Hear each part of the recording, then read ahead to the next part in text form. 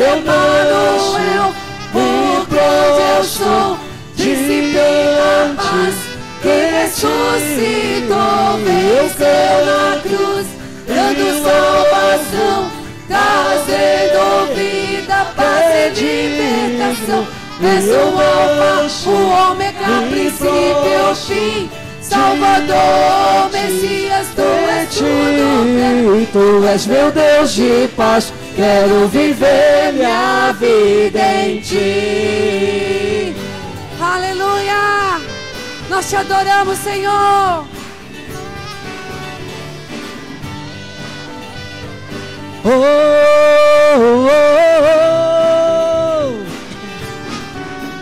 Tu és santo, Tu és santo, poderoso, poderoso, Tu és digno Tu és de digno todo louvor. de todo louvor.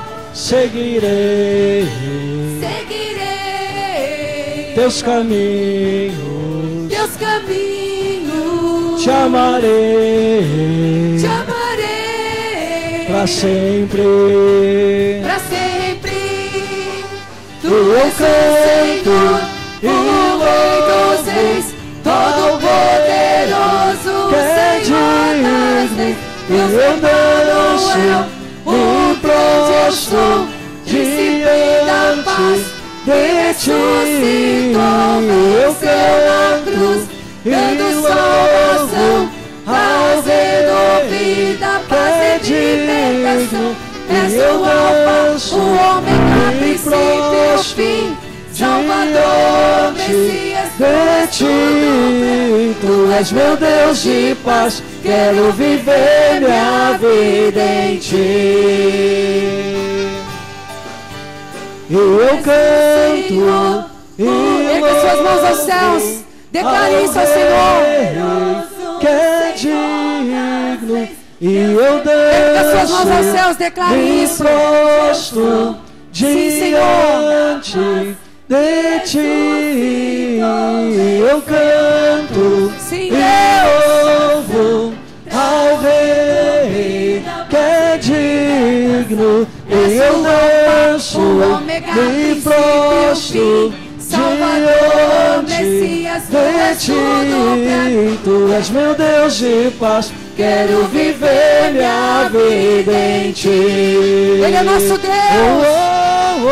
Tu és meu Deus de paz, quero viver minha vida em Ti. Erga suas mãos e declare.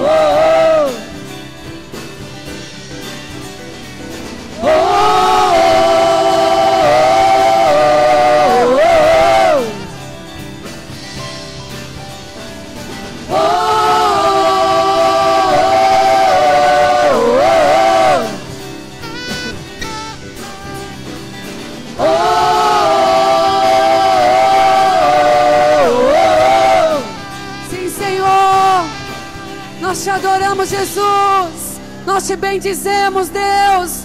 Tu és absoluto, Tu és Senhor deste lugar. Toda honra e toda glória ao Senhor. Dê um brado de júbilo ao Senhor. Santo!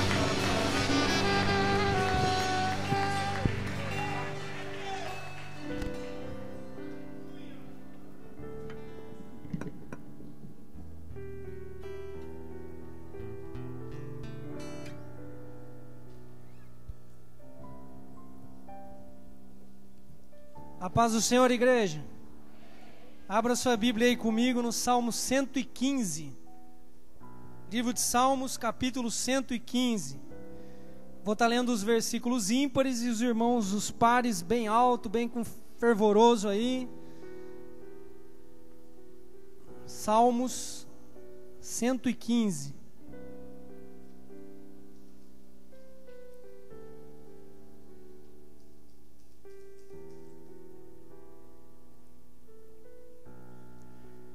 Não a nós, Senhor, nenhuma glória para nós, mas sim ao Teu nome, por Teu amor e por Tua fidelidade.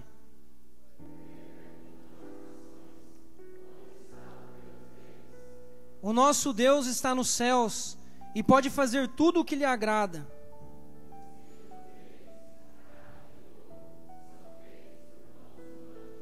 Tem boca, mas não podem falar, olhos, mas não podem ver.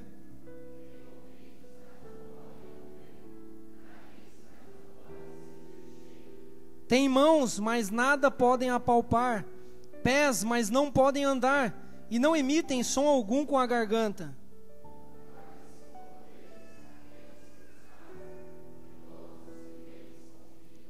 Confie no Senhor, ó Israel, Ele é o seu socorro e o seu escudo.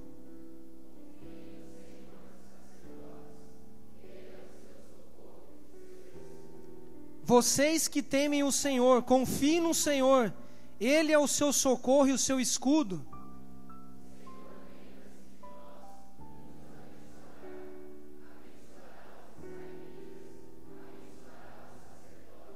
Abençoará os que temem o Senhor, do menor ao maior.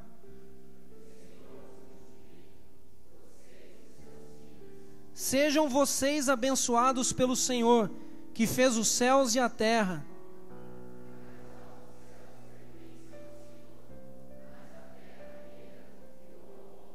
Os mortos não louvam o Senhor, tampouco nenhum dos que descem ao silêncio.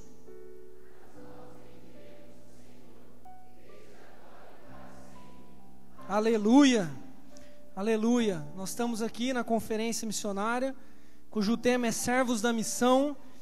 E quantos aqui querem ser servos da missão? Amém? Se você e eu, nós queremos ser servos da missão, isso significa que nenhuma glória será nossa. A glória será unicamente, exclusivamente de Jesus. A glória será dele, e a glória deve ser dele, porque ele nos amou primeiro. Ele enviou o seu único filho para que morresse em nosso lugar, para que não viesse a ser servido, mas desse sua vida em resgate de muitos, viesse e servisse. Por amor, pelo amor de Deus, nós o serviremos pela sua fidelidade, como está aí no verso 1. E pessoas perguntarão: onde está o seu Deus? E nós diremos: o nosso Deus está nos céus, pode fazer tudo o que lhe agrada. Os mais altos céus pertencem ao Senhor, mas Deus está na terra conosco também. Amém? E por Ele estar na terra conosco, em nós, pelo Espírito Santo que é servo, está em nós, nós andaremos, nós ouviremos, nós sentiremos cheiro, nós apalparemos, nós falaremos das boas novas, nós agiremos. Não seremos como aqueles que servem ídolos mudos de prata e de ouro, sejam eles visíveis ou invisíveis, pessoas que estão paralisadas, que se tornam como esses ídolos, mas porque temos em nós o Espírito de Deus, que é vivo e que é um espírito de servo, nós serviremos, nós andaremos, nós caminharemos, nós faremos aquilo que Deus nos confiou a fazer aqui sim nessa terra em que nós estamos.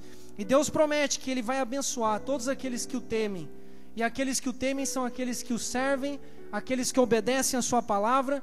Deus vai abençoar desde o maior até o menor, ou do menor até o maior. E a palavra de Deus diz que Ele nos multiplicará.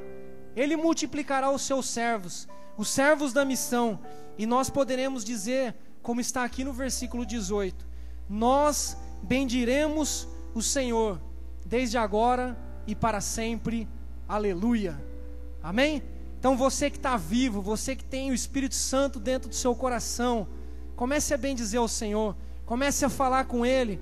Você que pode agir, que pode sentir o cheiro das coisas, que pode apalpar, que pode ouvir a voz do Senhor, que pode ver aí do seu lado próximo a quem você deve servir, a quem você deve amar. Bendiga o nome do Senhor, diga a Ele: Senhor, a glória é sua, Tu és o maior exemplo para as nossas vidas, Tu és o nosso Senhor, Tu és aquele que nos amou, aquele que é fiel, aquele que é o mesmo ontem, hoje, para sempre. Para nós é um privilégio nós podermos Te servir. Pai, em nome de Jesus, desde o maior ao menor, que o Senhor nos abençoe, que o Senhor nos multiplique, que o Senhor multiplique os Teus servos nessa cidade, que eles possam testemunhar nessa terra do Teu amor, da Tua fidelidade, em nome de Jesus. Nós estamos aqui, Deus, para exaltar o Teu nome, que o Teu nome cresça e o nosso diminua, que nós possamos a cada dia, Senhor, conhecer ao Senhor mais e mais, e servir ao Senhor com alegria, com espontaneidade, com singeleza de coração, de toda a nossa alma, de toda a nossa força, com todo o nosso entendimento, que nós possamos amar o Senhor a cada dia mais. Em nome de Jesus, seja reverenciado, seja Deus exaltado, seja glorificado através das nossas vidas, por meio dessa igreja, em nome de Jesus. Nós te bendizemos, nós te aplaudimos, nós te glorificamos, nós te exaltamos, porque o Senhor é digno de honra e de adoração. O Senhor é digno, Senhor. Aleluia, Senhor, glória a Deus, aleluia. Aleluia, seja um servo da missão em nome de Jesus. Amém, podem se assentar.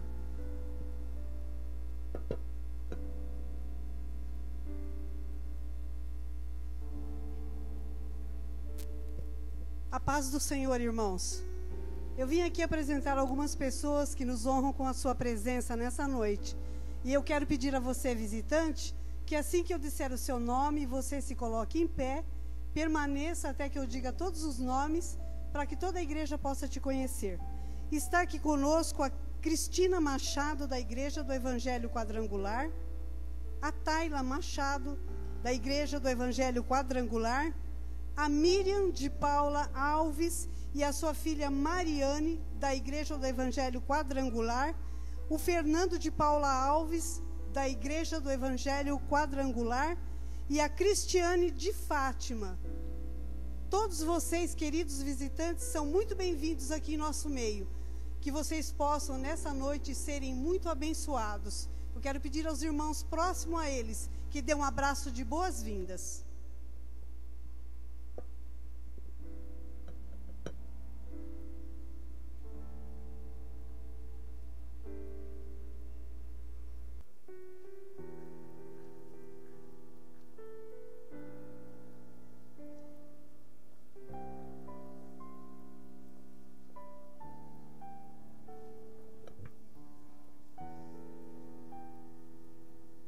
Amém. Graças a Deus por todas essas pessoas que nos visitam. A paz do Senhor a toda a igreja. Amém? Amém. Vamos então acompanhar a nossa agenda para esta semana. E nós temos na segunda-feira, às 9h30, expressão de adoração. Às 20 horas tem Ministério de Esportes lá na Chácara Volico. Na terça-feira acontece aqui no templo, às 20 horas, o curso de formação ministerial. Quarta-feira, às 20 horas, aqui no templo, culto da vitória. Na sexta-feira, irmãos, às 19 horas, tem Quenoses Adulto. No sábado, às 14h30, Ministério de Artesanato. Às 17 horas, Discipulado. E às 19h30, tem casamento, Erickson e Crismara. No domingo, 8h15, intercessão. 9h30, Escola Bíblica Dominical. No domingo, ainda mais à noite, às 18h30, nós temos intercessão. E às 19 horas, como nunca pode deixar de acontecer, só que não são para a glória, tem culto de louvor e adoração ao nosso amado Deus. Amém? O amor está no ar. Crismar e Erickson, é agora, no próximo sábado, enlace matrimonial. Claro que eles convidam a todos os irmãos para participarem desse momento tão especial e inesquecível na vida deles. Então, que a igreja toda esteja aqui, é no próximo sábado, dia 27, às 19h30. Culto de Natal, realmente o ano acabou, no dia 19/12, celebrando o nascimento do nosso Senhor Jesus Cristo. Os irmãos estão convidados para participarem. E como não poderia deixar de ser, já se tornou uma tradição na nossa igreja, o culto da virada. Tempos melhores estão por vir. Obras maiores se farão neste lugar. Amém, irmãos? No dia 31/12, às 20h30. Eu quero encerrar falando para os irmãos que, apesar de não ter cantina hoje, as irmãs da cantina estarão vendendo doce no final do culto. Então tem uma variedade muito grande. Eu convido a igreja a participar, a comprar, a abençoar, porque os irmãos sabem que o dinheiro da cantina é todo revertido para o nosso espaço de convivência. E doces são perecíveis. Então que os irmãos abençoem, que não sobre nenhum. Amém? Deus abençoe.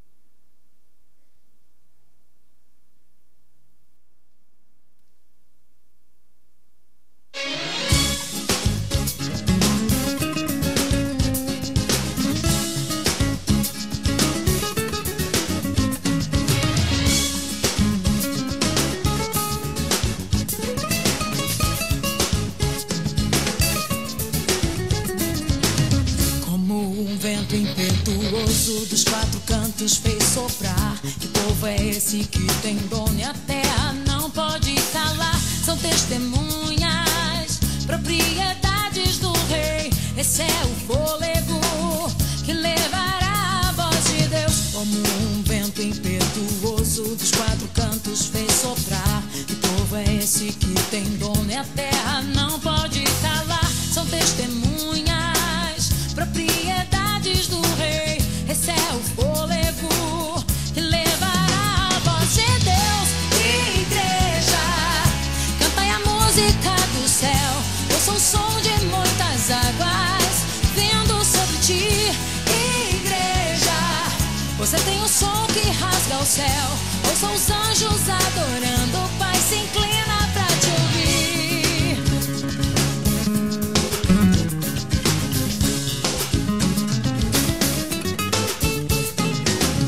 Como um vento impetuoso dos quatro cantos fez soprar. Que povo é esse que tem dono e a terra não pode calar? São testemunhas, propriedades do rei. Esse é o fôlego que levará a voz de Deus. Igreja, cantai a música do céu. Ouça o som de muitas águas vindo sobre ti.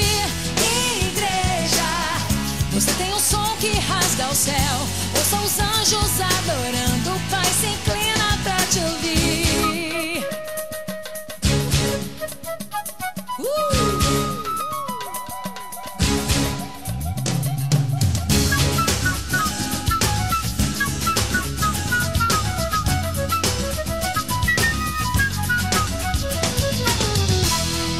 Igreja, cantai a música do céu.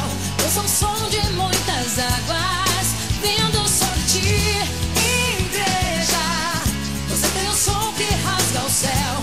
Ouça os anjos adorando, o Pai se inclina pra te ouvir. Igreja, cantai a música do céu. Ouça o som de muitas águas vindo sobre ti. Igreja, você tem um som que rasga o céu. Ouça os anjos adorando, o Pai se inclina pra te ouvir, te ouvir.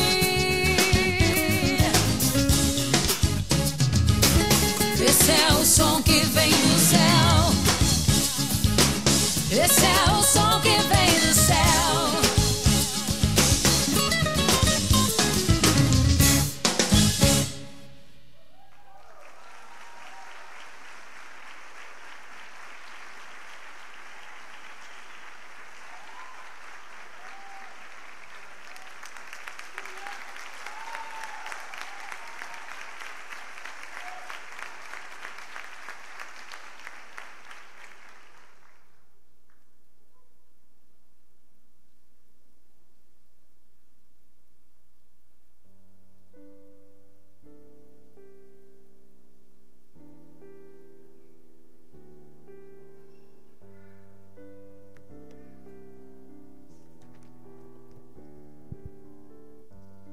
Paz do Senhor, igreja. Louvado seja o nome do Senhor pelo ministério Expressão e Adoração. Abra sua Bíblia no Evangelho de Mateus, capítulo 7.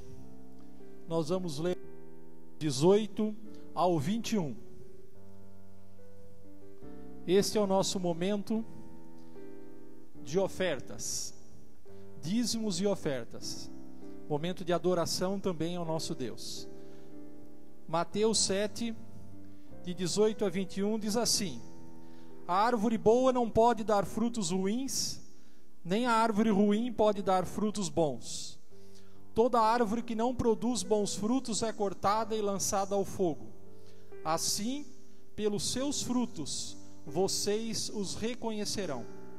Nem todo aquele que me diz Senhor, Senhor, entrará no reino dos céus, mas apenas aquele que faz a vontade de meu Pai que está nos céus. Amém? Glória a Deus. Meus irmãos, a advertência que Jesus fez aqui para os fariseus também serve para a igreja de hoje, também serve para nós.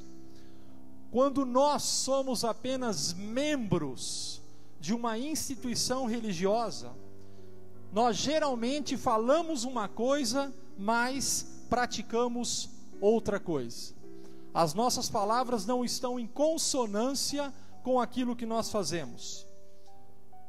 Quando nós somos apenas membros de uma instituição, nós costumamos colocar uma máscara, vestir a nossa pele de ovelha e representar o nosso papel de crentes dentro de um templo e durante algumas horas na semana. E assim como os fariseus e os escribas, nós nos tornamos hipócritas. Mas quando nós fazemos parte de um corpo vivo, cujo cabeça é Jesus Cristo, as nossas palavras estão afinadas com aquilo que nós vivemos, com aquilo que nós praticamos. E essa afinidade entre o falar e o fazer se chama integridade. Quando nós fazemos parte desse corpo vivo, nós então somos pessoas íntegras. O discípulo de Jesus Cristo, aquele que segue a Jesus Cristo, tem prazer em fazer a vontade do Pai que está nos céus. Não importa onde ele esteja e não importa o tempo e a hora que seja. O pastor Carlos Queiroz, que está nos honrando com a sua presença, ele costuma dizer o seguinte: as pessoas não vão ler o que você diz, elas leem o que você vive. Vou repetir: as pessoas não vão ler o que você diz, elas leem o que você vive. Isso significa, meus irmãos, que a maioria das pessoas lá fora está cansada de religiosidade e de palavras vazias. Elas querem ver a nossa vida. Elas estão cansadas de discursos politicamente corretos. Elas querem ver os frutos que nós estamos produzindo como seguidores de Jesus Cristo. Por isso Jesus disse: pelos seus frutos vocês os reconhecerão. E é curioso que nós usamos esse texto da Bíblia, pelos seus frutos o reconhecerão, para julgar as pessoas que estão lá fora. Nós estamos inserindo no contexto da igreja e usamos isso para julgar se as pessoas lá fora estão ou não produzindo frutos. Mas é hora de nós analisarmos esse texto de uma outra forma, sobre uma outra ótica. Perguntar o seguinte: pelos nossos frutos, o que as pessoas lá fora estão pensando da igreja de Jesus Cristo? Pelos nossos frutos, o que eles estão pensando? Esse é o momento de nós entregarmos os nossos dízimos e as nossas ofertas.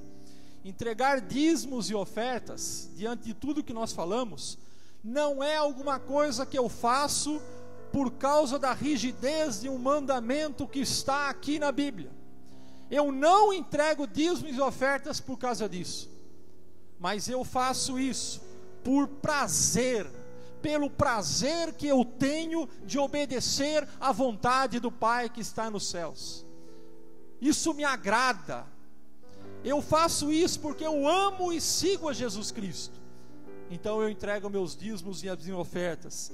Eu faço isso para servir e para beneficiar o meu próximo, porque eu quero que ele se agrade também. Eu faço isso para louvar e adorar a Deus Todo-Poderoso, que é dono dos céus e da terra e de tudo que neles há. Isso, meus irmãos, é o Evangelho. Isso é produzir frutos. Isso faz a diferença na vida das pessoas. Quando nós cumprimos a palavra de Deus por prazer, por amor, voluntariamente, espontaneamente, e não como uma regra, não como sendo membros de uma instituição, mas como somos corpo de Jesus Cristo. Hoje todas as ofertas que nós arrecadarmos, como o pastor Liel já disse, serão revertidas em prol do pastor Carlos, que veio lá da distante Fortaleza, para nos agraciar aqui com a sua presença, para nos abençoar. Então agora é a hora de nós retribuirmos tudo aquilo que Ele tem nos dado. É hora de nós o abençoarmos. A nossa meta, o nosso alvo é arrecadar 5.000 reais. Todas as despesas do pastor e a oferta também que nós damos a ele. Eu fui abençoado até agora, e eu quero abençoá-lo. E eu quero que você também seja generoso, seja espontâneo. E como nós falamos aqui, viva o Evangelho e abençoa a vida do nosso irmão. Amém? Vamos orar. Senhor, muito obrigado por esses momentos que estamos passando aqui nessa conferência missionária. Obrigado porque nós temos ouvido e aprendido que não basta se encantar com Jesus, é preciso segui-lo, é preciso tomar a nossa cruz, é preciso negar-se a si mesmo, Senhor. Ajuda-nos, Senhor, na nossa hipocrisia, ajuda-nos, Senhor, na nossa fraqueza, ajuda-nos, Senhor, mesmo no meio dos nossos pecados. Nós queremos te servir, Senhor. Nós queremos produzir frutos. Queremos, Senhor, que as pessoas lá fora olhem para a nossa igreja e vejam que nós vivemos aquilo que nós pregamos, que nós, Senhor, estamos produzindo frutos, que nós queremos abençoá-las, que nós somos diferentes, que nós queremos levar a elas, Senhor, uma vida abundante, uma vida melhor, uma vida eterna, Senhor. Ajuda-nos como igreja, Senhor.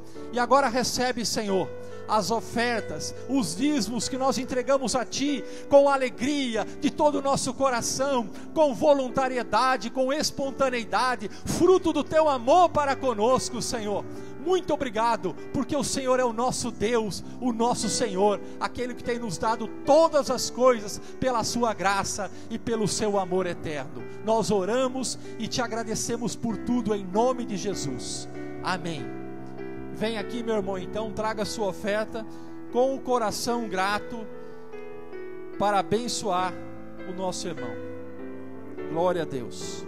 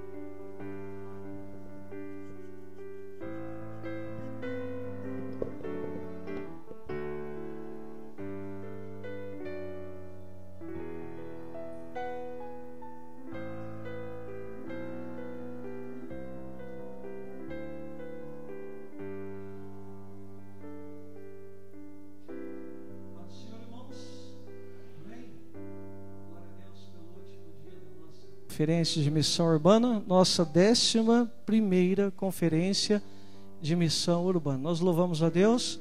Eu sempre tenho como as oportunidades que Deus nos dá de estarmos em sua casa, como uma oportunidade maravilhosa de nós podermos adorá-lo, de nós podermos cantar a glória do seu nome, de vermos os irmãos, termos comunhão, crescermos na unidade, no amor, nos relacionamentos, e abençoando a vida dos irmãos e sendo abençoados também. Amém, meus amados? Está o pastor Carlos Queiroz, daqui a pouco ele vai ministrar a palavra. E agora nós vamos ter aquele nosso momento especial. Como o tema da nossa conferência é servos da missão, nós entendemos que fomos chamados para sermos servos uns dos outros. Nós não fomos chamados para sermos servidos, mas nós fomos chamados a semelhança de Jesus Cristo para servir. Amém? Quantos estão aqui para servir o seu irmão e a Cristo? Amém? Então vamos ter aqueles 3, 4 minutos daquela comunhão maravilhosa. Você sai do seu lugar, procura alguém que talvez você não conheça, vai dar um abraço no visitante, está os irmãos do Laranjal aí com a gente também. É aquele momento da comunhão, amém, meu amado? Pode falar alto, pode dar risada, pode dar um beijo no irmão. Glória a Deus.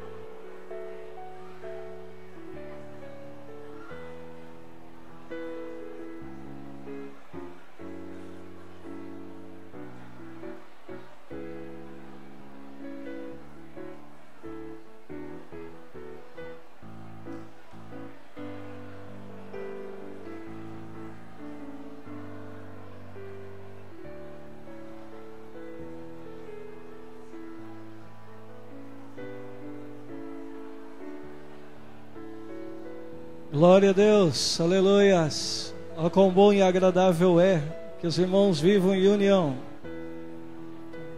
Pode beber, pode beber. Aleluia.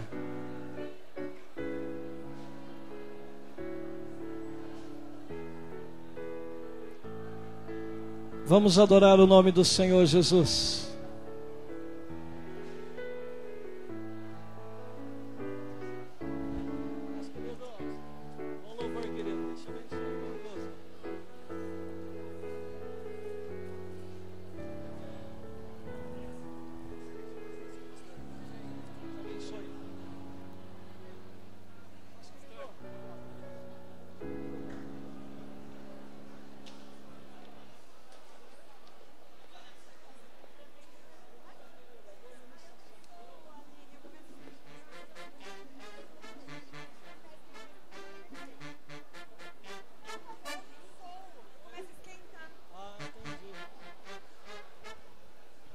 Glória a Deus. O Senhor é bom, eterna a sua bondade e a sua fidelidade estende-se de geração em geração. Grande é a sua fidelidade. Aleluia. Vamos adorar ao Senhor.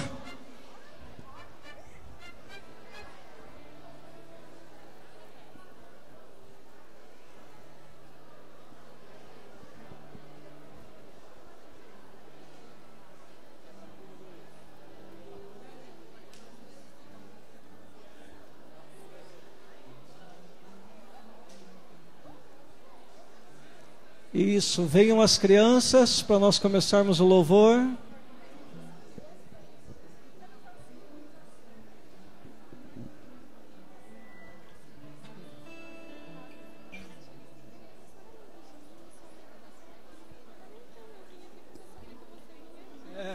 Legal, né?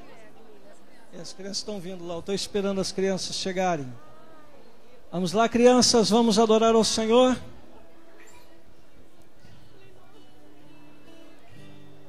Todos os povos e reis, juízes da terra e príncipes, rapazes, moços e velhos, jovens e crianças, louvem o nome do Senhor, pois só o seu nome é eterno, e a sua glória acima da terra e do céu. Aleluia. Paulo diz lá em Efésios que nós fomos criados para o louvor e para a glória do nome do Senhor Jesus. Quantos aqui nasceram de novo para adorar ao Senhor? Digam amém.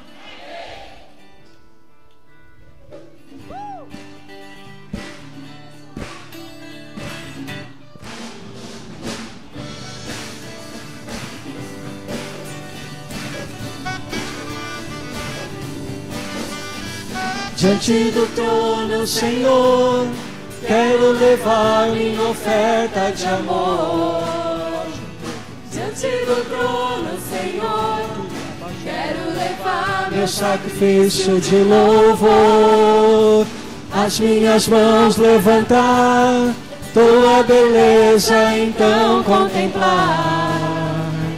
Com meus lábios declarar toda a minha adoração.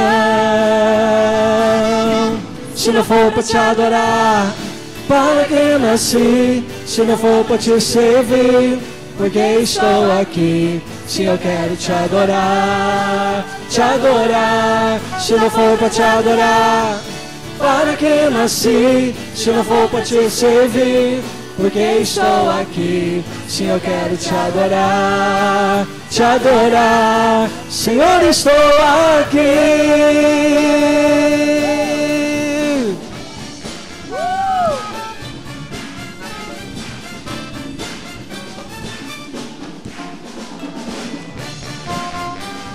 As crianças adoram o Senhor.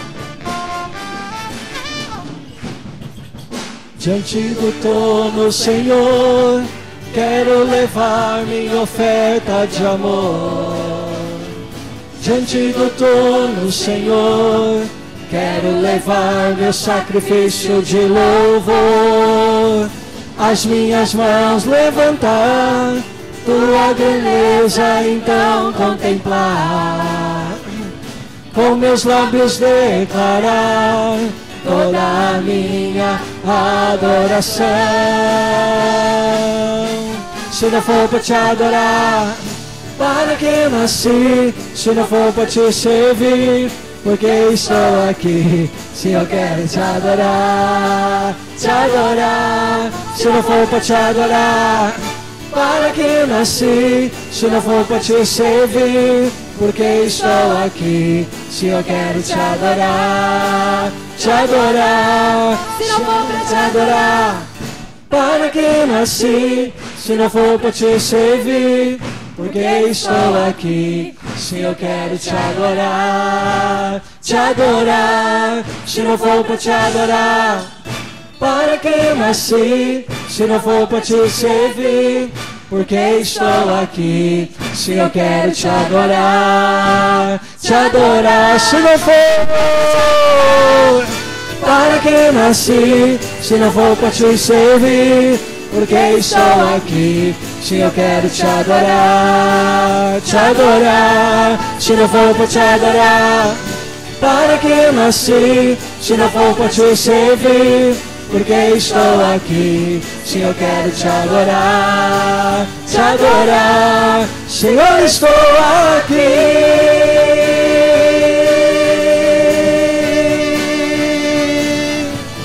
Senhor, estou aqui.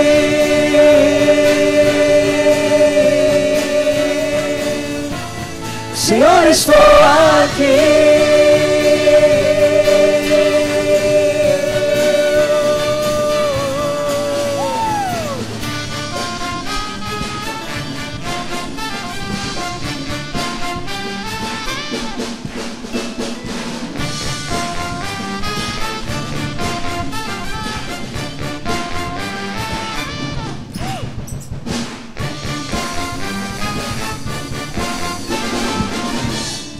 Aleluia!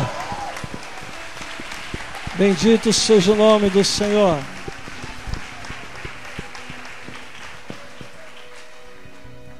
Meus amados, a palavra de Deus declara que todos nós estávamos mortos em nossos delitos e pecados. Todos nós andávamos segundo o curso deste mundo, segundo o príncipe da potestade do ar, do espírito que agora atua nos filhos da desobediência. Também a Bíblia declara que todos nós éramos filhos da ira, ou seja, estávamos sujeitos à condenação, ao julgamento divino sobre nossas vidas. Mas nesse mesmo texto, o apóstolo Paulo declara que Deus, sendo rico em misericórdia por causa do grande amor que nos amou, nos deu vida juntamente com Cristo. Pela graça sois salvos por meio da fé. Isso não vem de nós, isso é dom de Deus. Amém, meus amados?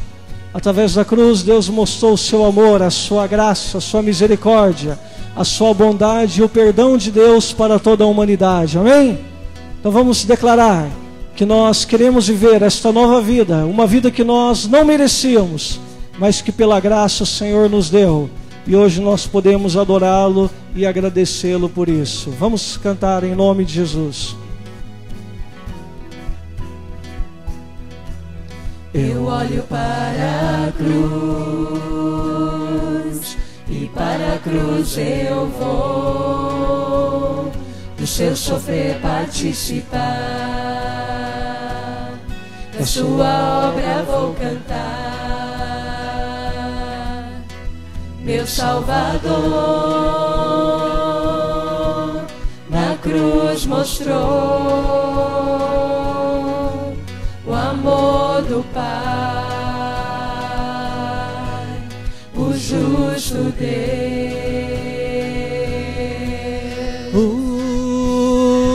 Pela cruz me chamou, gentilmente me atraiu e eu, sem palavras, me aproximo, quebrantado por seu amor.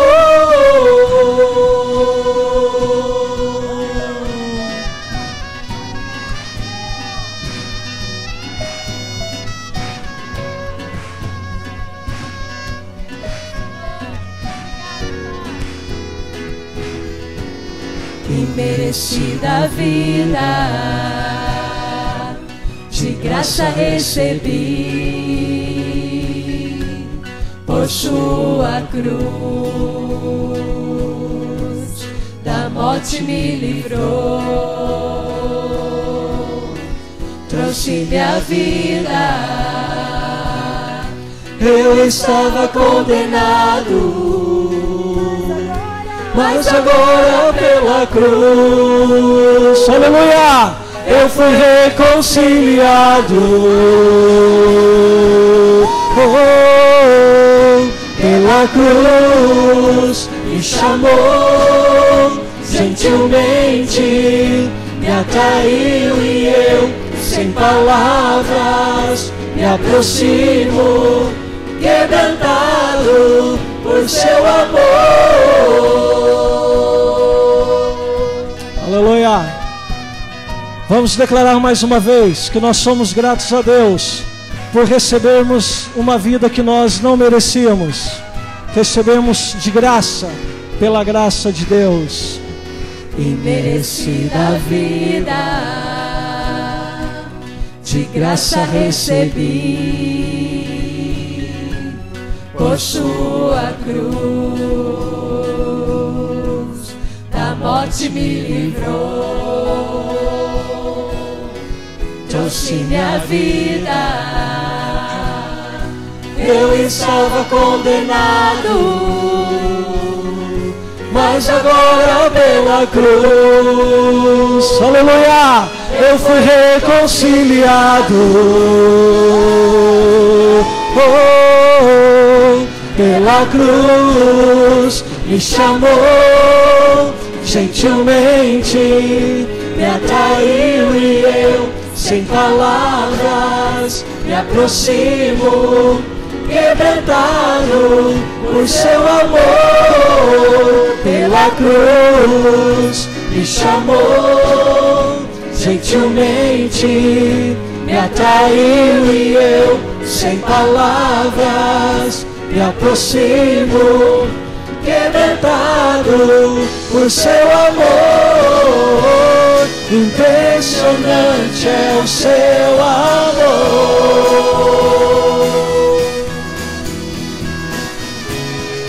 Me redimiu e me mostrou o quanto é fiel. Impressionante é o seu amor.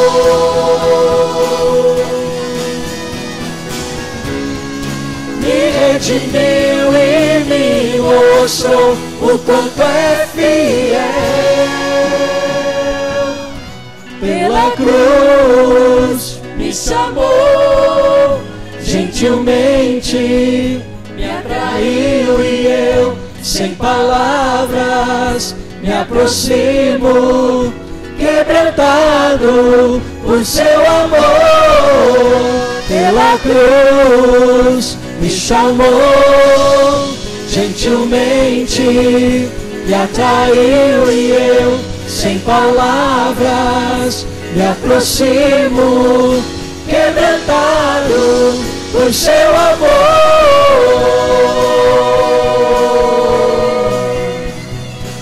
Exalte ao Senhor pela sua maravilhosa graça.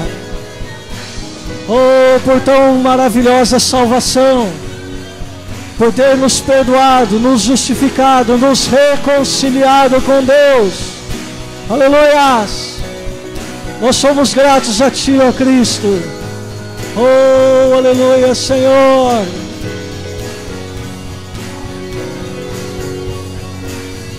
Quebrantado por seu amor.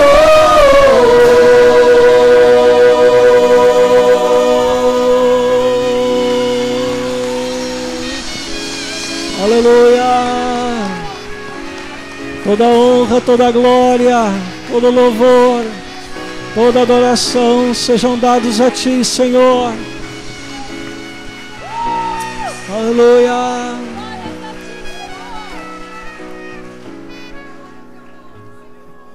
Assim como é impressionante o amor de Deus e como nós fomos quebrantados pelo amor de Deus, o apóstolo Paulo diz na sua segunda carta aos Coríntios, capítulo 5, que o amor de Cristo nos constrange, julgando nós isto: um morreu por todos, logo todos morreram.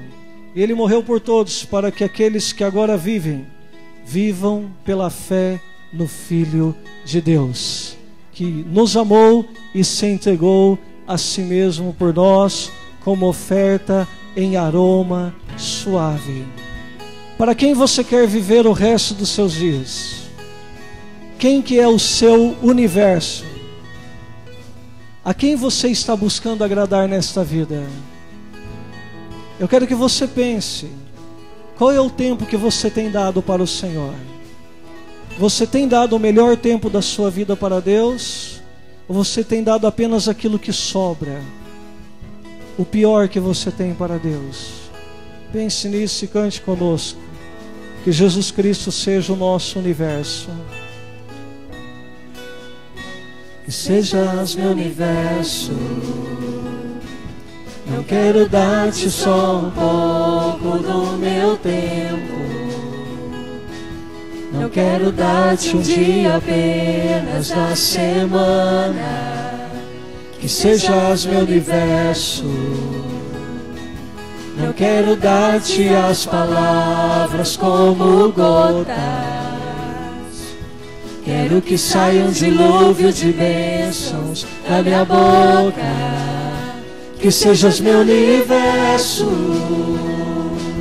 que sejas tudo o que sinto e o que penso, que de manhã seja o primeiro pensamento e a luz em minha janela, que sejas meu universo, que enchas cada um dos meus pensamentos,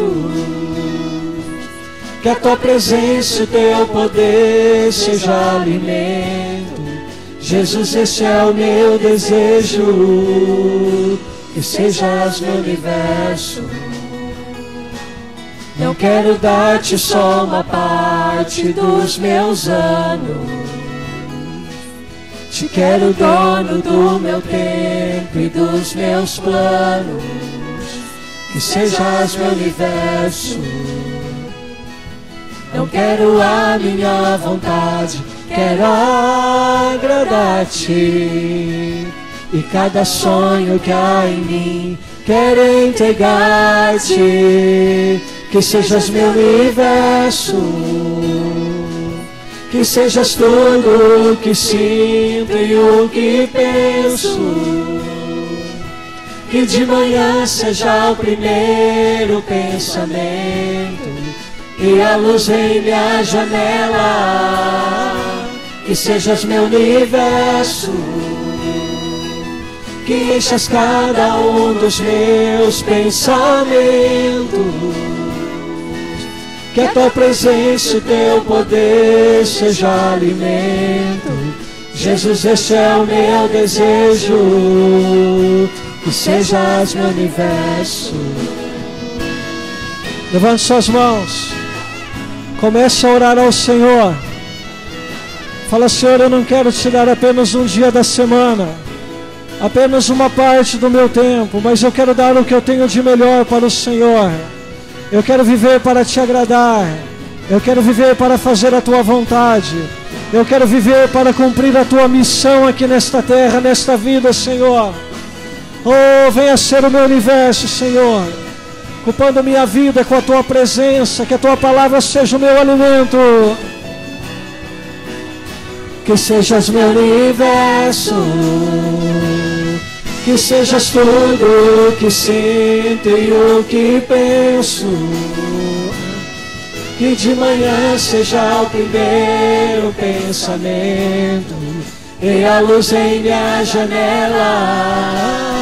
Que sejas meu universo, que enchas cada um dos meus pensamentos, que a tua presença e o teu poder seja alimento. Jesus, esse é o meu desejo, que sejas meu universo. Aleluia. Que sejas meu universo, que sejas meu universo. Aleluia, Senhor. A Ti nós damos todo louvor, toda honra e toda glória. Nós entregamos nossas vidas em Teu altar, Senhor. Que o Senhor Jesus seja o universo de nossas vidas. Que o Senhor seja o nosso primeiro pensamento pela manhã. Que o Senhor seja o alvo da nossa maior adoração e do nosso amor em todo o tempo.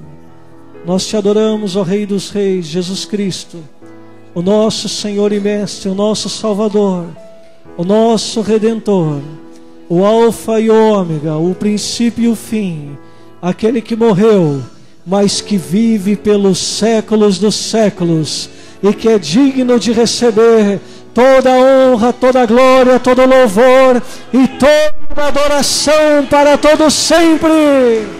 Aleluia! Aleluia, Senhor! Glória ao Teu nome, Jesus.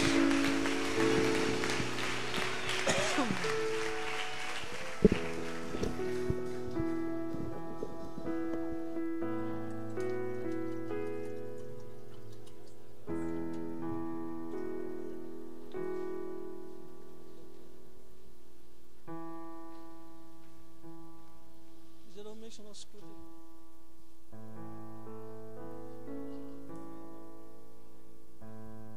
Mas se a gente está aqui, nós somos.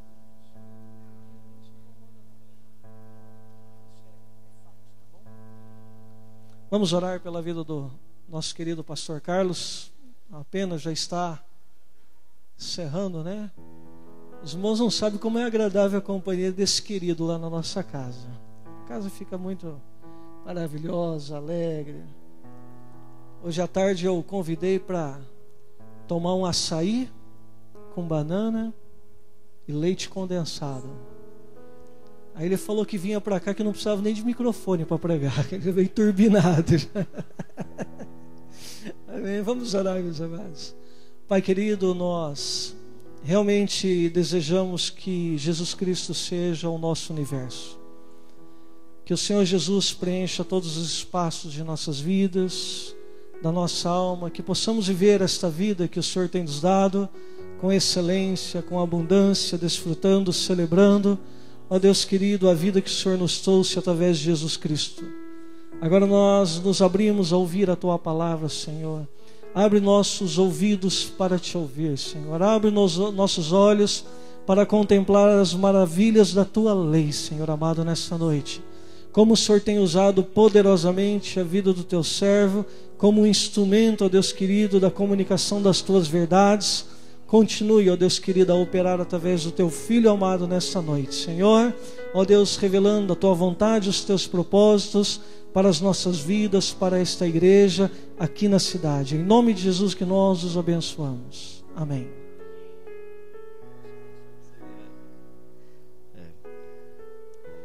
Podem sentar.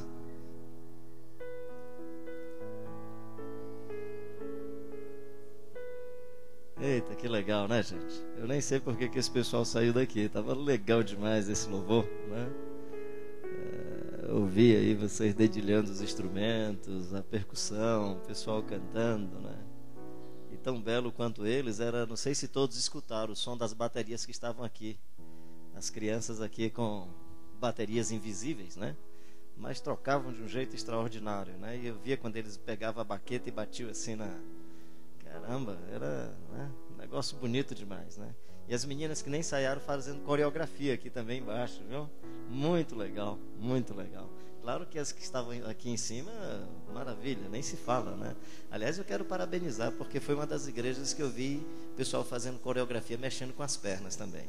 Porque toda igreja evangélica que eu vou, a menina fica só mexendo os braços, assim, faz um coração com os braços. E aqui não, as meninas mexem com os braços, com as pernas. Muito legal, né? Vai fazer coreografia, fazer com o corpo todo, menina. Muito legal, né? Muito bom. Eu fico muito feliz com isso, né? Fico muito feliz com a beleza desse ambiente. Eu espero que Deus continue abençoando os nossos corações. Vamos ler em João capítulo 13. Isso, legal.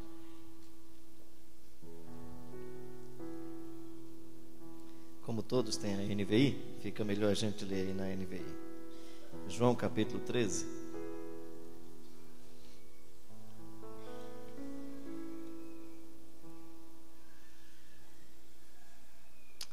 A partir do versículo 1. João 13, a partir do versículo 1.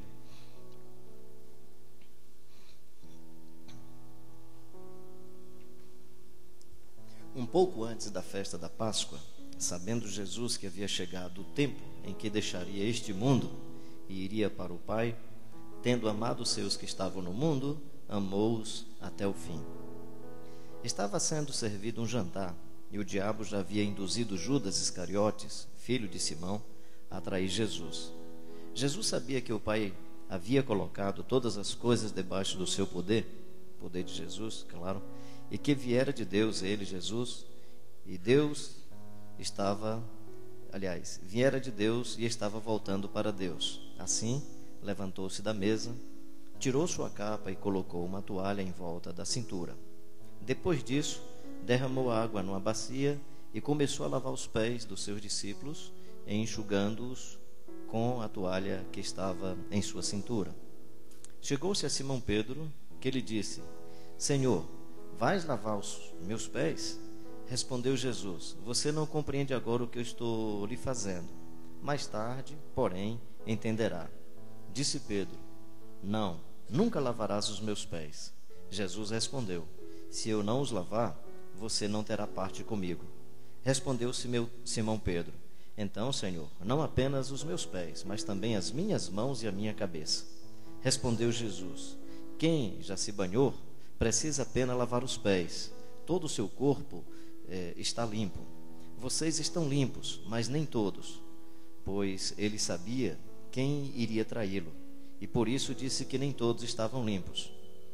Quando terminou de lavar-lhes os pés, Jesus tornou a vestir sua capa e voltou ao seu lugar. Então lhes perguntou: vocês entendem o que eu lhes fiz? Vocês me chamam mestre e senhor, e com razão, pois é o que eu sou. Pois bem, se eu, sendo Senhor e mestre de vocês, lavei-lhes os pés, vocês também devem lavar os pés uns dos outros.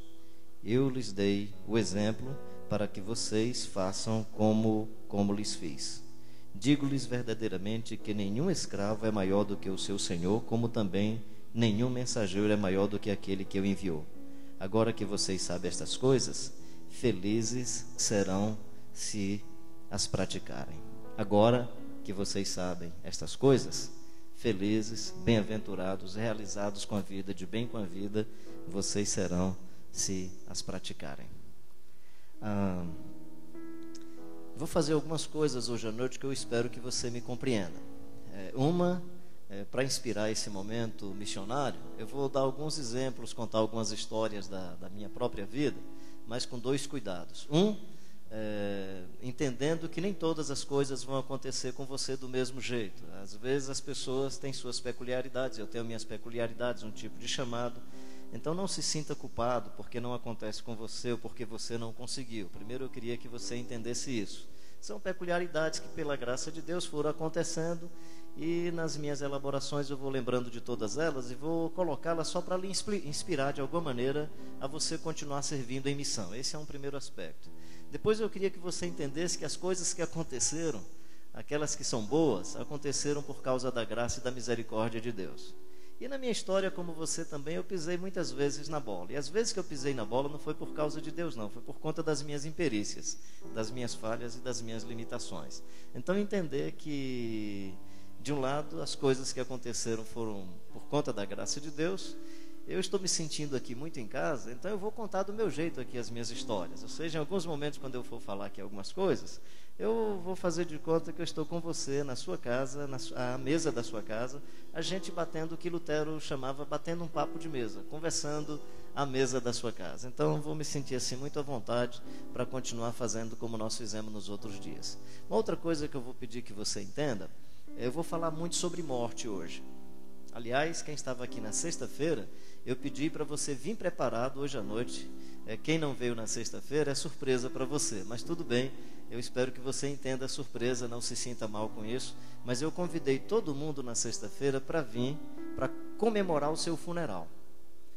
Então hoje é o dia do seu funeral, a gente vai fazer o seu funeral hoje à noite, né? E queria só que você entendesse o seguinte: eu não estou falando de funeral como momento dramático, como ocasião do rompimento da sua vivência com a sua família, com a sua convivência nesse mundo partindo para a glória. Eu queria falar de funeral tendo como foco o ponto de chegada, o ponto final da vida, o final do campeonato. A gente não pode falar em campeonato aqui não. Inclusive eu vou citar Coríntios, né? Mas eu vou citar Coríntios dizendo que é a carta de São Paulo aos Coríntios, né? Tá certo? Até porque o justo florescerá como palmeira, né? E a palavra do Senhor diz: sede santo porque eu sou santo. Então assim, não tem como a gente fugir desses negócios todos.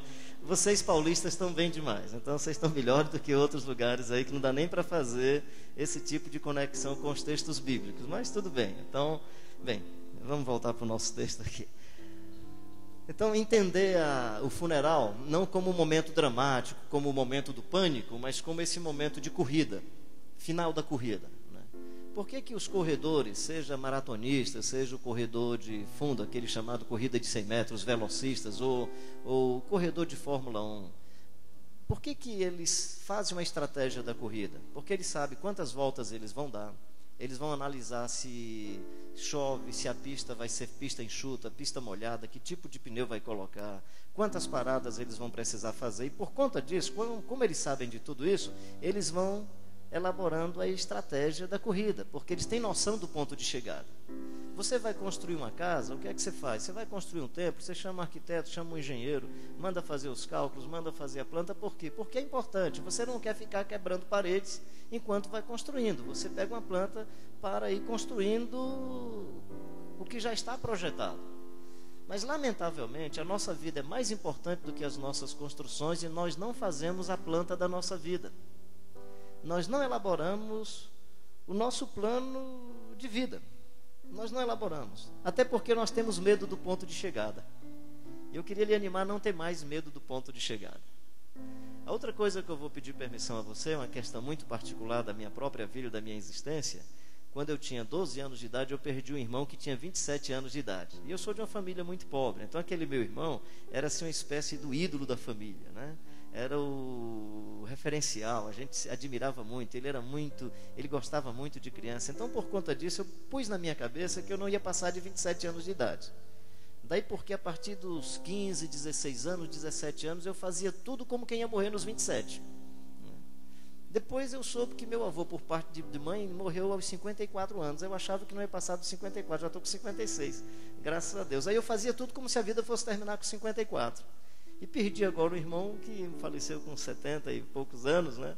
E aí estou achando que não vou passar disso. Aí legal, os próximos 14 anos vão ser assim bem... Eu quero que sejam bem vividos. Ou seja, se você tiver essa experiência de que a morte está muito perto, você vai viver mais intensamente a vida. Claro que algumas pessoas podem entrar em pânico. Jesus não. Jesus já saiu da eternidade, já saiu da presença do Pai, já saiu da glória com propósito de morte. Coisa interessante. Só que eu e você não podemos fugir da morte. Jesus morreu voluntariamente. Jesus foi o único que morreu voluntariamente, porque Jesus não precisava morrer. Ele voluntariamente se entregou. E ele veio a esse mundo sabendo que ia passar pela morte. E se você observar, todo o ministério de Jesus tem uma relação com a morte. Tem uma relação com a morte. De novo eu estou dizendo para você, não morte como ponto final da vida, aliás, como ponto dramático, como momento de pânico, mas morte como carreira cumprida, como tarefa bem exercida, como missão bem executada. E Jesus tinha muita noção disso. E o narrador, que possivelmente, na minha ótica, era muito amigo de Jesus, que é o João, que na ceia tinha o privilégio de reclinar a cabeça ao peito de Jesus, que na morte de Jesus estava diante da cruz e Jesus olha, filho, eis aí tua mãe, mãe, eis aí tua filha. Está a mãe de Jesus possivelmente lamentando, possivelmente chorando diante daquele fato dramático, chocante, doloroso, né? Como disse o profeta, como disse também a Isabel, uma espada vai traspassar a sua alma, referindo-se a Maria, mãe de Jesus. E o momento em que essa espada estava traspassando a alma daquela mãe, quem estava do lado dela era o amigo de Jesus, o João. E aí ele olha assim, filho, assuma aí minha mãe como se fosse a sua mãe. Mãe, assuma esse meu amigo como se fosse seu filho. Filho, eis aí tua mãe, mãe, eis aí teu filho. Ou seja, esse amigo que está aí muito perto conhece muito sobre Jesus. E vai escrever sobre Jesus com peculiaridades que os outros não escreveram.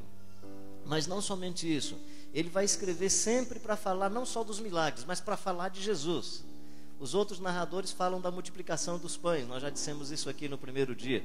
Eles falavam sobre a multiplicação dos pães e dos peixes. João fala da multiplicação dos pães e dos peixes, não para falar da multiplicação dos pães e dos peixes. Ele fala disso para dizer que Jesus é que é o pão da vida.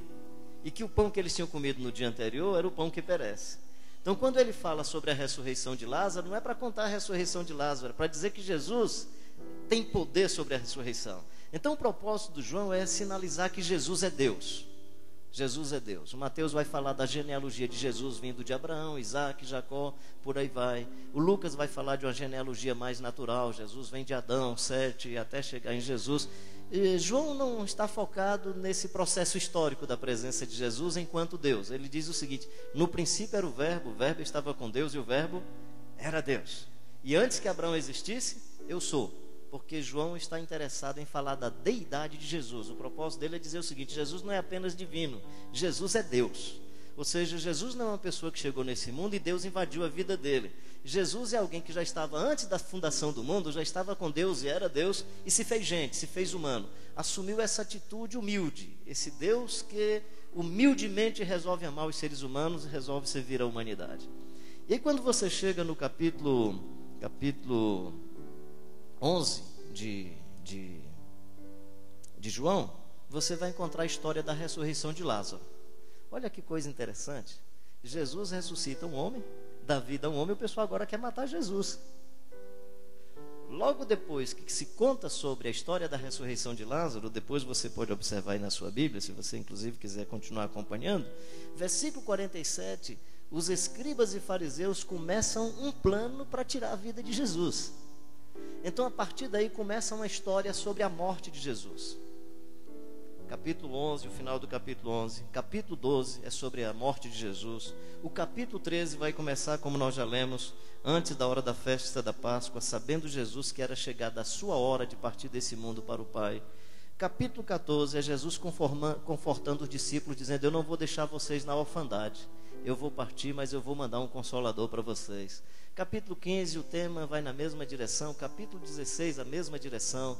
A oração que está no capítulo 17 é Jesus dizendo: Pai, é chegada a minha hora, glorifica o Filho para que o Filho glorifique a Ti. Jesus tem noção da morte, ou seja, final do capítulo 11, 12, capítulo 13, 14, 15, 16, 17, o tema é esse tema que faz referência à partida de Jesus. Jesus vai partir, Jesus não vai mais estar com os seus discípulos. Comigo já aconteceu 2 momentos na vida que eu pensei que eu iria morrer. Um foi em 1983, em Chosica. Chosica é uma região do Peru. Existe um tipo de tremor de terra que acontece no Peru com incidência bem menos acentuada do que os grandes terremotos. E, em geral, esse tremor de terra gera um tipo de desabamento das lagoas que estão nas montanhas. E essas lagoas descem por todos os vales. Eu estava hospedado num hotel chamado Oasis, que ficava num desses vales. E eu não sabia que estava num lugar assim tão perigoso. Eu penso que a própria empresa que construiu aquele hotel nunca imaginou que aquilo um dia fosse ser rompido pelas águas. E eu lembro que era mais ou menos 18h30 quando eu escutei um barulho muito grande. Eu estava na hora tomando banho e o prédio começou a balançar. A minha decisão naquele momento era saber se ia morrer pelado ou vestido, né? Era só isso, né? Corri, peguei a primeira roupa mais rápida que eu tinha e aí tal, fomos sair daquele local. No outro dia, por volta de 11 horas da manhã, morreram mais de, se eu não estou enganado, 70 pessoas naquela ocasião. E eu lembro bem da data porque quando eu fui para aquela viagem, minha esposa estava grávida da Kelvinha. E a Kelvinha nasceria aí pelo final de março, começo de abril. É tanto que ela nasceu no dia 6 de abril. Por conta disso, eu lembro que foi 23 de março de 1983. Mas o que eu sempre lembro assim na minha memória é que quando eu imaginei que eu ia morrer, gente, eu confessei todos os meus pecados, até aqueles que eu não tinha cometido. Que a primeira sensação foi: eu vou me encontrar com Deus e quero me encontrar legal, quero me encontrar em paz. Então, né? E aí vinha pecado até que eu acho que eu não tinha cometido, mas era assim: Senhor, eu quero estar legal, né? Sabe qual outra coisa que me surgiu no momento? Foi, por isso que eu lembro do nascimento da Kelvinha, queria estar perto das pessoas mais queridas. E uma das sensações é assim: vai nascer uma filhinha que não vai conhecer nem o pai. Então eu queria estar com a Dinha, eu queria estar com o Carlos Filho, eu queria ter um momento de ver a minha filhinha nascendo. Queria curtir isso. Então a minha sensação de morte foi: primeiro, eu vou me encontrar com Deus, quero chegar em paz. Depois foi: eu gostaria de abraçar melhor as pessoas que eu mais amo e que eu quero bem. E claro, veio uma outra sensação que foi aquelas coisas que eu gostaria de ter feito na vida, de ter construído os projetos que às vezes eram tão simples e tão rápidos que eu poderia tê-los elaborado e realizado e não tinha realizado. Então, pelo menos comigo, essas 3 sensações aconteceram em 2 momentos na vida. Um foi em Chosica, na região do Peru. Um outro que o sentimento foi muito semelhante. Aí eu estava com a minha família, que foi em Angola, em 1992, final de 92, quando os 2 grupos da guerra civil em Angola estavam se dilacerando. e existia um paiol de bombas clandestino. A ONU não tinha conhecimento, tudo indica, não tinha conhecimento daquele paiol de bombas, por isso era clandestino. E como ele era clandestino, eu não sabia que eu morava a uns 150 metros do paiol. E numa noite o paiol foi explodido por um dos grupos, e naquele dia eu imaginei que eu não ia viver, e que meus filhos também não iriam viver. Mas Deus, pela sua graça e pela sua misericórdia, nos concedeu vida. Então eu queria convidar você hoje à noite para pensar no seu funeral. Primeiro, imaginando que a sua morte pode ser na próxima semana, você vai querer estar em muita comunhão com Deus e confessar todos os seus pecados e melhorar a vida. Eu espero que isso aconteça com você. Depois, se você imaginar que a sua morte vai ser na próxima semana, eu tenho certeza que os abraços vão ser mais intensos. Eu tenho certeza que a sua sensualidade, a sua sexualidade, estou me referindo especialmente aos maridos e às esposas, vão ser uma sensualidade, uma sexualidade muito mais bem vivida e muito mais bem desfrutada. Eu tenho certeza que a maneira como você vai tratar os seus filhos vai ser uma maneira muito mais bela. Ou seja, se a gente pensa na morte como sendo algo que vai acontecer nos próximos dias, nós vamos viver com profundidade os relacionamentos da vida. Agora, ficar pensando que a gente vai morrer na próxima semana deve ser muito ruim, né? Porque isso também pode gerar pânico.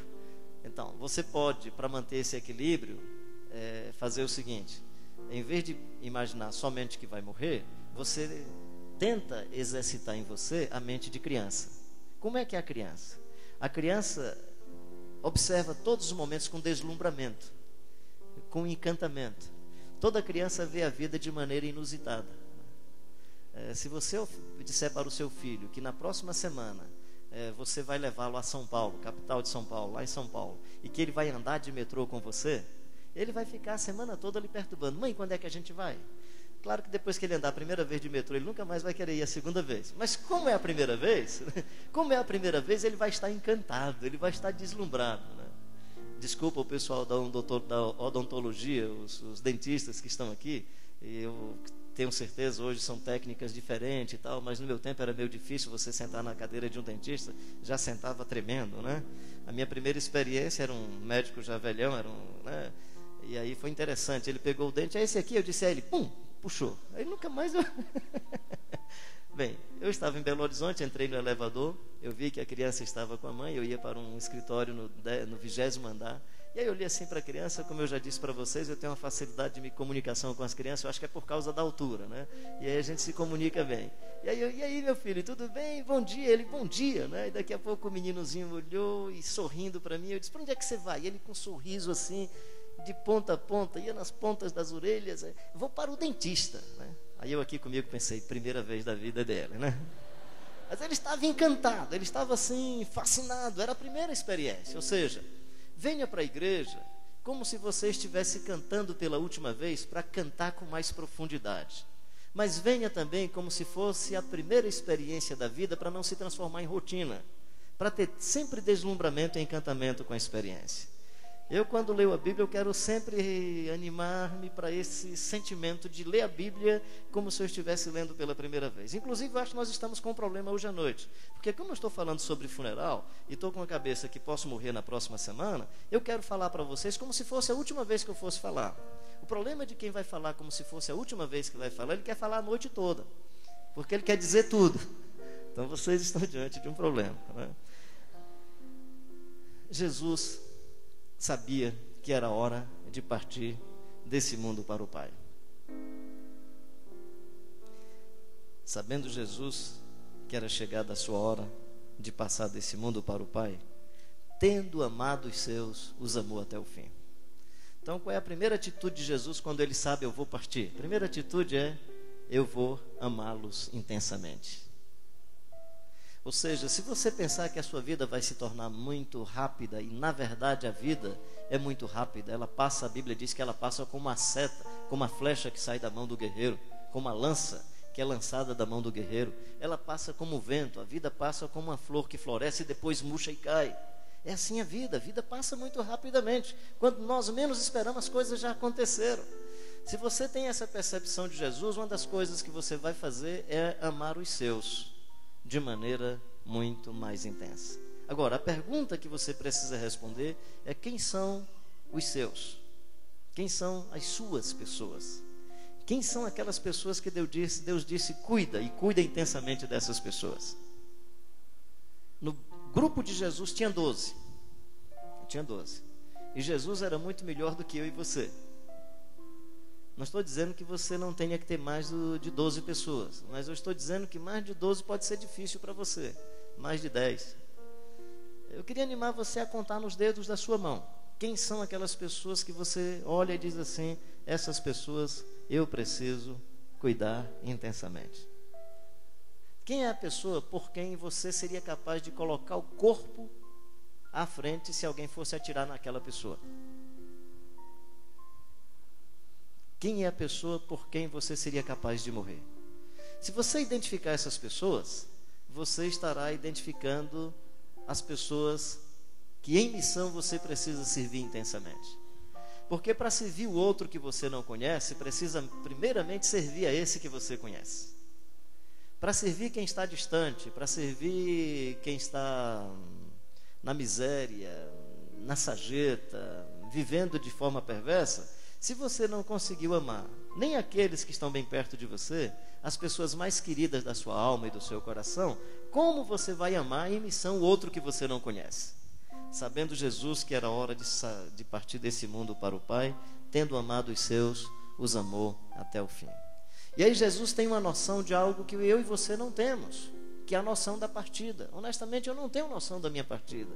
Eu não sei se será hoje, será amanhã, se daqui a 10 dias, se daqui a 10 anos, se daqui a 15 anos, honestamente não sei. Como eu não sei, quero viver intensamente todos os momentos da vida. Quero vivê-los. Quero degustar os alimentos. Quero degustar as amizades. Quero degustar minha vida com a Dinha. Quero degustar minha amizade com a Kelvinha, com o Carlos Filho. Com as crianças que se aproximam lá da minha casa. Quero entender a minha cidade. Quero de alguma maneira resolver algumas questões da minha cidade. Quero na minha geração responder algumas demandas que estão aí nesse país que nós precisamos responder. Porque não sei. Você também não sabe. Você também não sabe. Jesus sabia. Sabendo Jesus que era hora de partir desse mundo para o Pai, Jesus teve uma ideia.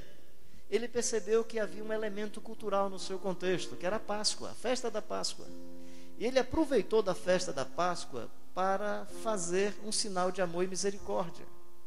Ele não aproveitou da festa da Páscoa para alimentar a religiosidade, nem alimentou a festa da Páscoa para criar confusão, nem a festa da Páscoa para criar estresse. Eu sempre percebo que nesse período nosso aqui de outubro até dezembro, todos nós vamos entrar em um estresse muito maior, porque o comércio vai dizer que você precisa comprar roupa nova, que você vai precisar dar presente às pessoas, e começam a acontecer coisas tão tremendas sobre você, que em vez de você aproveitar do ambiente cultural do momento para sinalizar amor, nós vamos ter muito mais estresse. Aí um fica zangado porque deu presente melhor para o outro, porque não deu presente, porque deu para a sogra, mas não deu para a mãe. E aí começa aquela tensão. Aproveita desses momentos, não para gerar ciúme, não para gerar estresse, mas aproveita desses momentos culturais para sinalizar amor, bondade e a misericórdia de Deus sobre as pessoas. Durante a ceia, tendo já o diabo posto no coração de Judas Iscariotes, filho de Simão, que traísse a Jesus, sabendo este que o Pai tudo confiara às suas mãos, e que ele viera de Deus e voltava para Deus, levantou-se da ceia, tomou uma toalha. Olha que coisa interessante. Quantas vezes nós somos assim? Quantas vezes nós aproveitamos um momento religioso para humilhar pessoas, nem nos apercebemos disso, para negociar espaços, para destruir vidas, para oprimir. Olha, uma das coisas que eu vou para casa assim muito contente foi de perceber a santa bagunça que as crianças fazem nesse ambiente. Que coisa linda, gente. Eu sempre digo por aí, por onde eu estou pregando, que irreverência à igreja é colocar a criança quieta, porque é uma irreverência à saúde da criança, é uma irreverência com o jeito de ser da criança. Eu assisto o culto todo, fico ouvindo as músicas, mas eu fico curtindo a vitória e querendo andar e com a cabecinha virada para o céu assim, balançando a cabeça, cantando mais bonito do que todo mundo. Como é que é a linguagem dela com Deus e de Deus com a vitória? Eu nem sei, mas sei que ela está em maior comunhão com Deus do que eu e você, até porque ela ainda está com o hálito de Deus, né? Faz pouco tempo que ela recebeu o sopro da vida, esse hálito de Deus nas suas narinas que gera a vida. Então ela ainda deve estar com esse hálito da vida de Deus. Nós não fomos nos distanciando disso, né? Nós fomos perdendo esse hálito de Deus. Nós fomos perdendo a vulnerabilidade da vida. Nós fomos perdendo a beleza da fragilidade para podermos confiar mais em Deus. Nós nos achamos agora mais fortes, nós nos achamos mais poderosos, né? Tu já pensou, né? A gente fica assim, é legal esse mundo, né? Eu estava rindo com isso porque eu também estava... Deixa eu confessar o meu pecado, né? E claro que eu vou ter que juntar o Eliel nesse meu pecado, porque é dele também. A desgraça do São Paulo é a minha alegria, porque o Corinthians também... Que coisa mais maluca, gente! Ou seja, a minha desgraça me dá alegria porque é a desgraça do outro. Por isso que o Evangelho não é São Paulo e Corinthians. Aleluia! Né, gente? Mas, por favor, continue torcendo, porque é legal. Até porque a gente pode... Aliás, eu sempre digo que o futebol é o único ambiente onde você pode bagunçar com seus amigos e amigas, porque o que é legal do futebol não é o jogo, é o pós-futebol. Que é a segunda-feira no ambiente de trabalho, você bagunçando com os colegas. Por que você não veio com a camisa do seu time hoje, cara? O time perdeu, aí o cara não vai, né? Isso é legal, né? Assim, mas só para você entender o seguinte, o Evangelho é diferente. O Evangelho tem um opositor. O Judas é um opositor. O Judas está projetando a maldade. O Judas está projetando a destruição do Jesus Cristo de Nazaré. E Jesus não está preocupado com Judas em si mesmo ou com a situação, porque Jesus sabe que tem mais 11. E tem o próprio Judas, que de alguma maneira Jesus sinaliza, aproveitando também dos elementos da cultura, aproveitando do seu vinho, do pão que está na mão do Judas, dizendo que Jesus não vai fazer maldade com ele. Nós falamos sobre isso, acho que foi hoje pela manhã, desse gesto de Jesus, dizendo: Judas, a despeito da maldade que você fez comigo, o meu vinho continua aberto para você molhar o seu pão. Judas, a despeito do que você fez comigo, eu ainda vou convidar você para comer pizza lá em casa. A despeito do que você fez comigo, a porta da minha casa continua escancarada para você. Esse Jesus que aproveita desses elementos do espaço religioso, da cultura, para sinalizar amor, bondade e misericórdia. Aí o que é que Jesus faz? Ele levanta-se. Ele levanta-se. Paulo diz: tende em vós o mesmo sentimento que houve também em Cristo Jesus, que sendo em forma de Deus, não teve por usurpação o ser igual a Deus. Antes a si mesmo esvaziou-se, assumindo a forma humana, fez-se em figura humana, fez-se servo, e sendo servo, topou a morte da cruz, e foi obediente até a morte de cruz.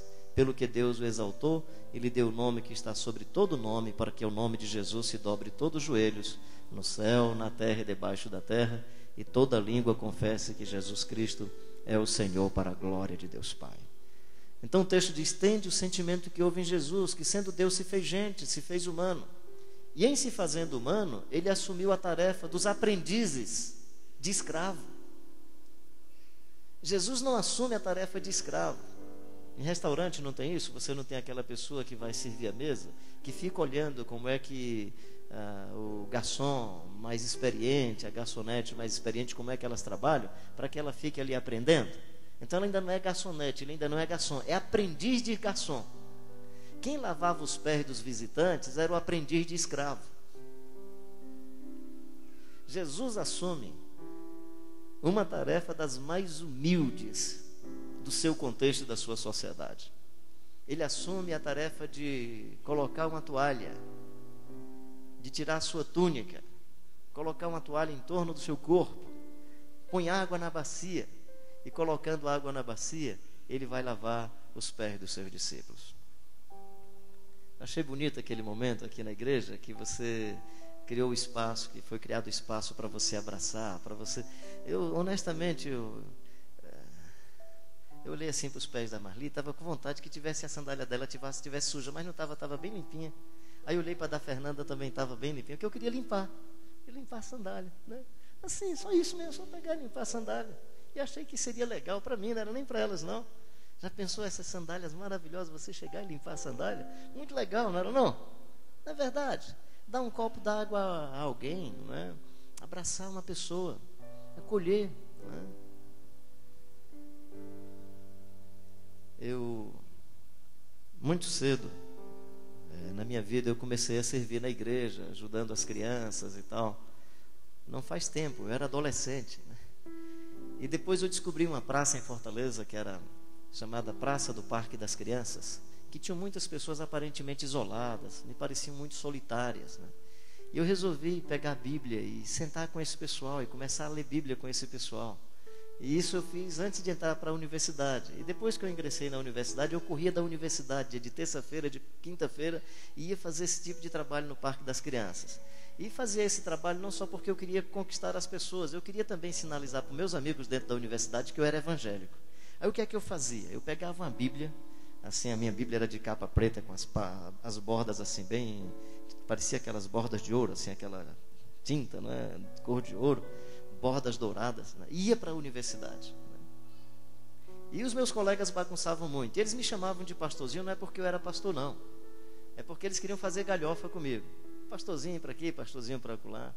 E uma irmã minha tinha passado na universidade para nutrição, e eu era da engenharia agronômica, e ela precisava pagar algumas cadeiras na época que era no mesmo centro acadêmico, as cadeiras de tecnologia dos alimentos, bioquímica, fisiologia vegetal, a gente participava e aí por conta disso, muitas vezes a minha irmã ia comigo no ônibus, e os caras, meus amigos, um deles sabia que ela era minha irmã, alguns outros não, e até mesmo esse que era meu amigo, só para bagunçar, e pastorzinho, que ovelha linda, não tem mais umas ovelhas dessa lá no teu rebanho para tu arranjar para a gente, não?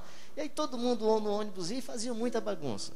Quando foi um dia, nós estávamos todos sentados para fazer uma prova de entomologia, era mais ou menos 2 horas da tarde, era a hora que ia começar a prova, o professor entrou na sala, professor Eugino, ele entrou na sala e disse: pessoal, eu recebi nesse momento um telefonema de um amigo de vocês, a mãe dele dizendo que o pai do amigo de vocês faleceu. E o sepultamento é agora à tarde. Ela estava então falando para o amigo de vocês, o Gadelha, fazer uma segunda chamada. Eu vou fazer uma segunda chamada com ele. Portanto, se vocês quiserem ser solidários com o amigo de vocês, eu queria animá-los a irem para a casa do Gadelha para dar esse apoio à família e se solidarizarem com ele. Nesse dia eu tinha ido na Kombi, meu pai tinha uma Kombi, eu tinha ido fazer essa prova na Kombi. Providência abençoada. Aí já deu para colocar uns 9 amigos. O Zelmo, que era amigo também, pegou o chevetinho dele e colocou mais 4. Desculpa se tem alguém do mundo católico, mas eu vou contar a história exatamente como aconteceu. Quando nós chegamos, o Gadelha não estava em casa, ele tinha ido buscar o padre. E o padre, parece-me que esqueceu, ou fez uma outra agenda e foi para um outro lugar. E o Gadelha chegou chorando, mas muito irado. E dizia palavrões, e xingava o coitado do padre, e falava e tal, né? E aí disse: ninguém vai encomendar o corpo do meu pai vai para a eternidade sem que ninguém encomende o corpo do meu pai. Aí o Zé olhou assim e disse: pastorzinho, aí encomenda, rapaz. Aí ele olhou assim para mim: encomenda mesmo, Carlinhos? Eu digo: claro, rapaz, encomendo. Eu não sei como é esse negócio de encomendar corpo até hoje, eu não sei. Mas, gente, Deus foi gracioso, deu uma palavra de consolação para a família. Os meus amigos assim ficaram. O Zelmo depois começou a se aproximar de igreja. Um outro, tinha 2 Gadelhas, um dos Gadelhas se converteu. Vários outros se converteram ao evangelho. Foi um negócio tão legal. O que foi ruim para mim é porque eu gostava de estar naquelas rodinhas com os meus colegas. Eles contavam histórias, contavam piada. Agora, quando eu chegava, não conta piada não, que o pastor está chegando, né? Aí eu não escutava mais piada. Então ficou muito chato. Mas assim, aprendi a servir, animando os meus amigos para a vida, consolando-os, levando paz para o coração deles. Eu queria animar você a servir em missão aos seus colegas de sala de aula. Você que está no espaço do básico, você que está na universidade, você que é professor, professora, você que está fazendo mestrado, a buscar nesses ambientes a oportunidade para servir de alguma maneira. Como que você pode servir a família? Como você pode servir aos seus amigos de trabalho? Não tem muito tempo, um rapaz chamado Paulinho, jogava muito bem, e ele criou umas escolinhas com garotos em Fortaleza. E aí ele me chamava sempre no Natal para dar uma palavra para os meninos. Vez por outra eu aproveitava, brincava um pouquinho com os meninos e tal, jogava um pouquinho com eles. E aí quando foi um dia, o Paulinho estava dentro do ônibus, 3 garotos entraram armados e gritaram: é um assalto, é um assalto. E aí um olhou e disse, olhou para os 2 colegas: ei cara, sujou, ó quem está aí, o Paulinho.